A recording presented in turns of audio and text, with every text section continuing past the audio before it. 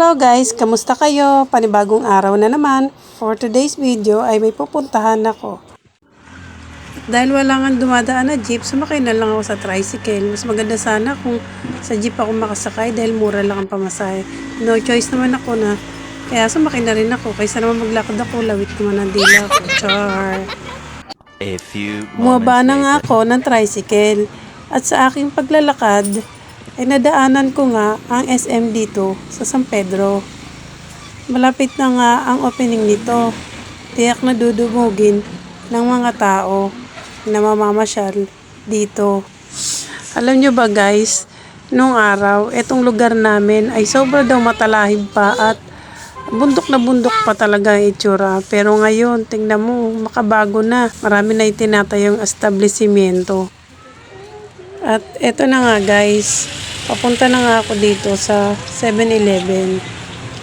Bali dito sa 7-Eleven guys ay meron ng ATM machine. Dito na ako pupunta. Ito yung pinakamalapit dito sa amin na pagwi-withdrawhan. Sa wakas guys, natapos na rin ako mag-withdraw. Kaya palabas na ako ng 7-Eleven. At naisipan ko nga bumili sa Dali. Sabi ng iba, mura daw dito.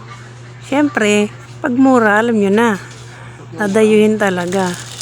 At eto na nga guys, sugod naman ang lola nyo. Bibili lang ako ng mga items na kailangan namin.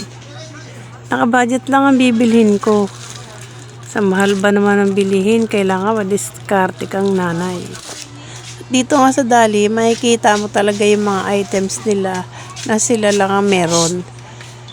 Nakita ko kasi yung mga ano nila na sarili talaga nilang gawa. At yun na nga guys, nakita ko tong tissue. Mura din tong tissue, 37 lang, 4 na piraso na.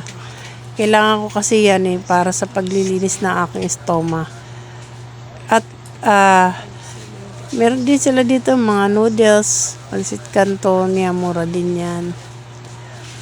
Pag kailangan nyo ng dito na kayo bumili sa Dali. Marami pa silang items dito na mura. Mag-ikot-ikot ka lang. Meron din sila ditong alak, mga imported and locals. At bumili nga ako ng birch tree. Yan, malaki na yung binili ko kasi may hilig kami maggatas. Bihira na kami magkape. At bumili na nga rin ako ng bulak.